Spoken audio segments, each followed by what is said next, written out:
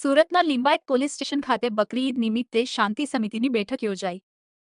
સુરત શહેરના Limbayat police station ખાતે બકરી ઈદ પર્વને ધ્યાનમાં રાખી શાંતિ સમિતિની બેઠકનું આયોજન કરવામાં આવ્યું હતું। બેઠકમાં પોલીસ વિભાગના અધિકારીઓ, સમાજના આગેવાનો તેમજ વિવિધ વિસ્તારોના પ્રતિનિધિઓ ઉપસ્થિત રહ્યા હતા।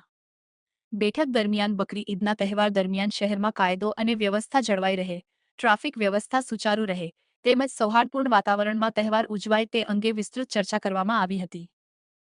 પોલીસ અધિકારીઓએ ઉપસ્થિત આગેવાનોને સહકાર આપવા અપીલ કરી હતી અને લોકોને શાંતિપૂર્ણ તથા જવાબદારીપૂર્વક તહેવાર ઉજવવા અનુરોધ કર્યો હતો।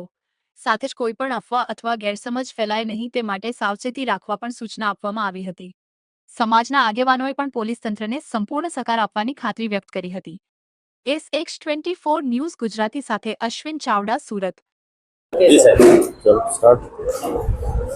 जी सर, આગામી 28 તારીખના રોજ જેમ સુરત શહેરમાં અને સમગ્ર ગુજરાતમાં ઈદ ઉલ અદાનો જે તહેવાર ઉજવવામાં આવનાર છે એ સંદર્ભે આજે લિંબાયત પોલીસ સ્ટેશન ખાતે જે લિંબાયતના શાંતિ સમિતિના સભ્યો છે તેઓની સાથે મિટિંગ લેવામાં આવેલી, જે સંદર્ભે દરેકના વિચારો, એમના સૂચનોનું આદાન પ્રદાન કરવામાં આવેલું અને આ જે તહેવાર છે એમાં કાયદાનું પાલન થાય, કોઈની લાગણી આહત ન થાય એ પ્રમાણે પોલીસ તરફથી સૂચના આપવામાં આવેલી અને દરેક ધર્મના આગેવાનો તરફથી આ જે તહેવાર છે એ શાંતિથી ઉજવાય એ માટેની તેઓ તરફથી પણ ખાતરી આપવામાં આવેલી।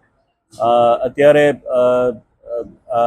જે મીડિયાના માધ્યમથી હું આપ સૌને જણાવવા માગું છું કે સોશિયલ મીડિયામાં પણ આ અંગે કોઈ જો ધાર્મિક કોઈ અફવાઓ ફેલાવવામાં આવે તો પોલીસનું તરત ધ્યાન દોરવામાં આવે, જેથી કોઈ જે બનાવ છે એ પણ અટકાવી શકાય।